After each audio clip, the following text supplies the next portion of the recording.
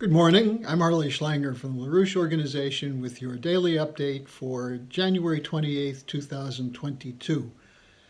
I'm going to stick mostly with the Ukraine situation today as there have been some developments on it, some of which are known to you already if you follow the media, although I'm sure the distortions that are presented by the media are mostly what you're hearing.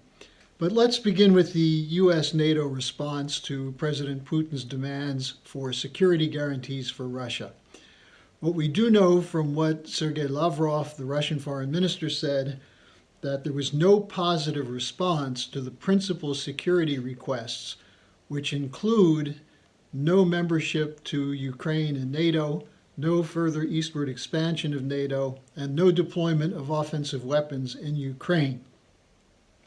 What he said is that these are the necessary security guarantees which President Putin communicated to Biden, which he communicated to Secretary of State Blinken, and that while there are grounds for serious discussion which were posed by the response from the United States, they're only on secondary matters.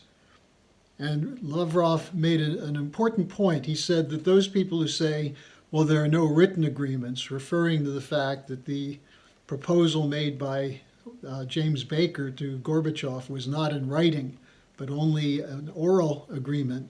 Lavrov said that there are written signed agreements by all parties in the Organization for Security and Cooperation in Europe, the OSCE, which are signed by everyone, including the United States, which state that the right to choose unions, such as whether to belong to NATO or any other organization, requires taking into account the security interests of any OSCE state, including Russia. And this has not been the case of the US expansion and NATO expansion eastward, which Russia has routinely and consistently opposed. And now that the NATO forces are on the doorstep of Russia, this has become an existential question for Putin and Russia's national security. And we see this with the additional military deployments underway right now. More forces are going into the Baltic states.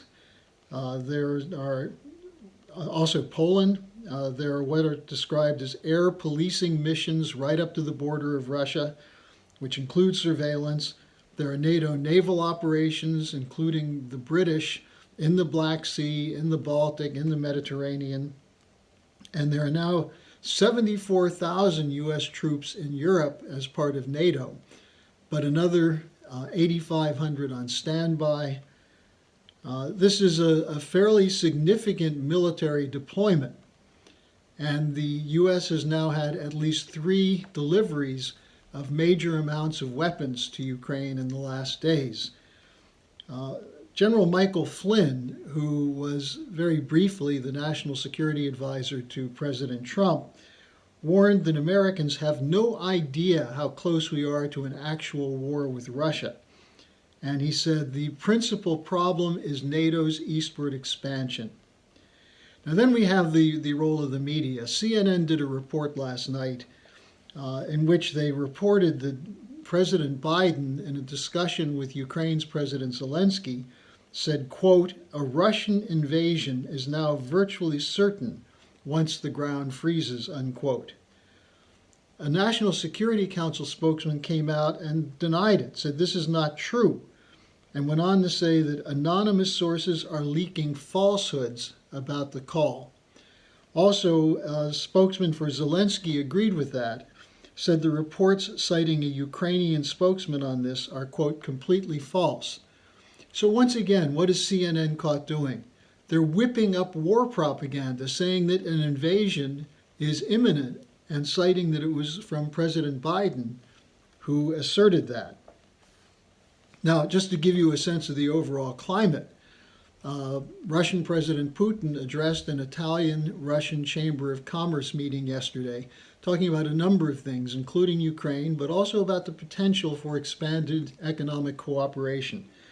Today, a European Union official criticized Putin for doing this and the Italians for participating, saying this is an inopportune moment for this to occur, especially as Russia is about to invade Ukraine. Again, the same certainty from the West that the sources they have saying that Russia is going to invade are impeccable, are honest and trustworthy.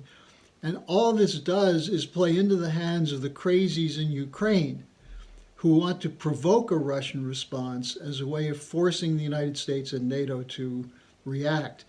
Now, Biden once again said the United States will not engage in a war in Ukraine with Russia.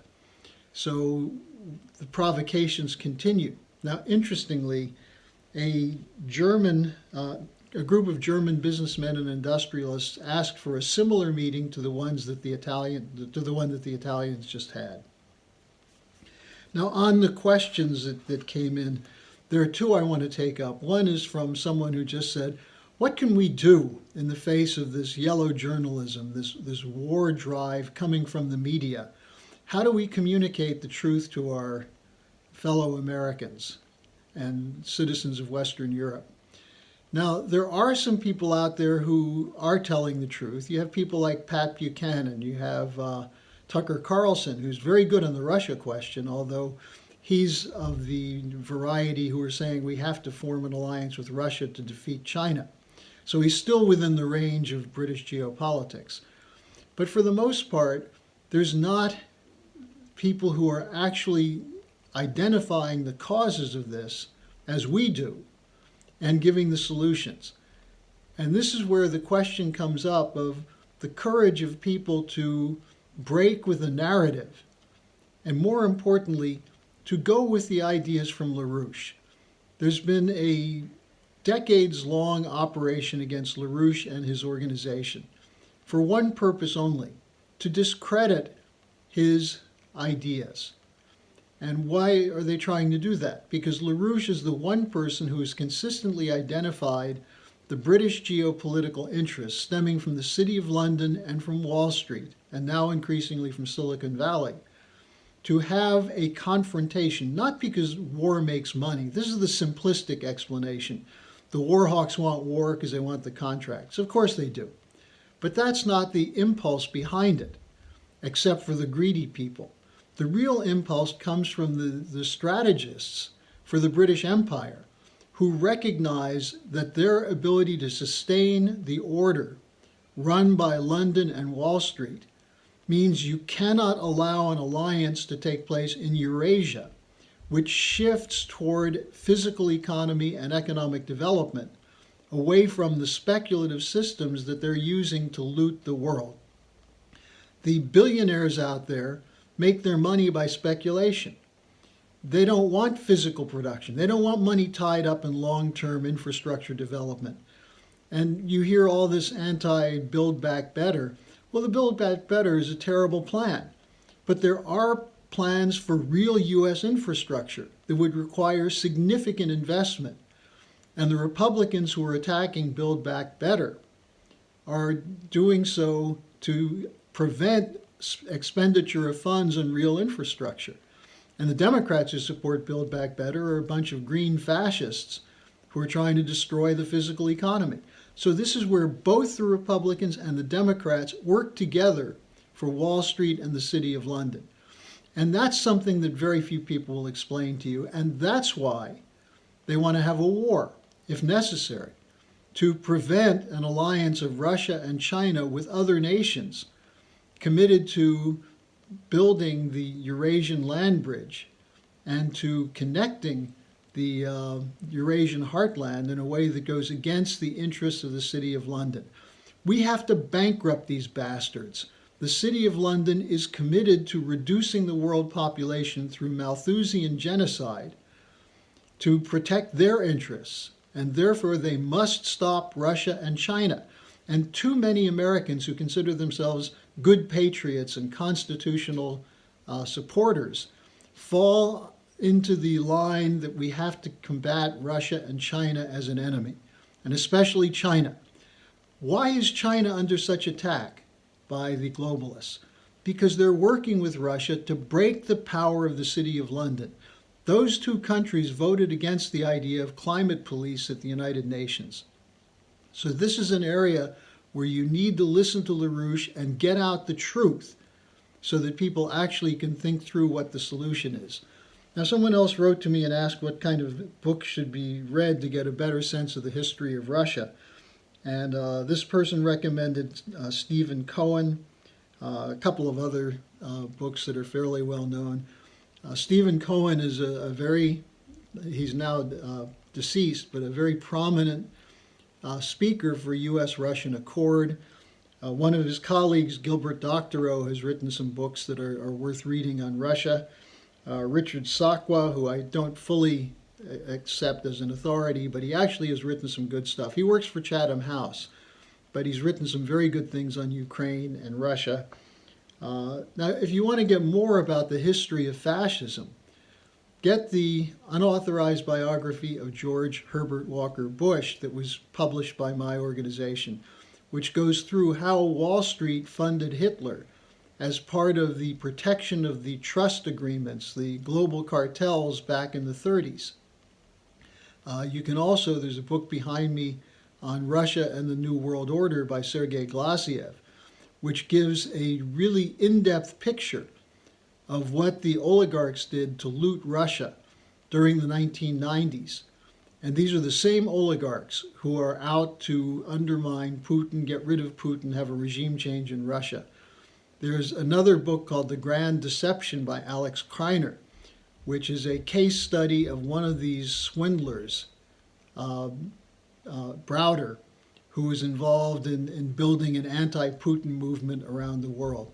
So there are books you can find out there, but you have to look at them from the standpoint of the global strategic situation. Most of these people do not understand the role of the British. Our authors do. And therefore, ultimately, I would recommend that you subscribe to our daily alert or subscribe to the Executive Intelligence Review, our weekly online publication, or both of them. And if you're interested in information on them, you can write to me at my email address, harleysch@gmail.com, and I'll send you the information on how to get these subscriptions so you can get up-to-date daily information on what's shaping the events in the world. So thanks for joining me this week. The other thing you can do, of course, is share these updates. Get them around. We're starting to see an uptick in the number of viewers. It's really crucial that we break through the psychological warfare that's being run to commit the people of the United States to being ignorant about the fact that we're sleepwalking into World War III. So have a good weekend, and I'll see you next week.